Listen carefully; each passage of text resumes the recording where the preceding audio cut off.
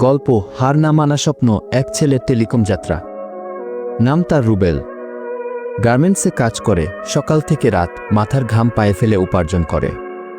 সে যা বেতন পায় তার পুরোটা মায়ের হাতে তুলে দেয়, কারণ সে জানে সংসারটা আগে।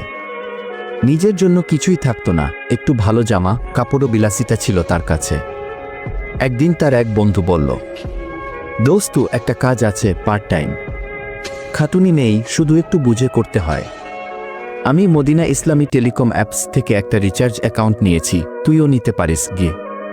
প্রথমে সন্দেহ করেছিল রুবেল, ভাবছিল আবার কেমন ফাঁদে পড়ি না কেন, কিন্তু বিশ্বাস করল আর শুরু করল এক ছোট্ট উদ্যোগ। গার্মেন্টসের কাজের পাশাপাশি ফোনে কিছু সময় দিত সে। গ্রামের কিছু বন্ধুবান্ধব, কলিগ আর এলাকার রিচার্জ করে দিতে লাগল। দেখতে দেখতে এক মাসে তার হাত খরচ উঠে গেল, পরের মাসে নিজের নতুন একটা মোবাইলও কিনে ফেল। আজ সে শুধু একটা চাকরিজীবী না, সে একজন উদ্যোক্তাও।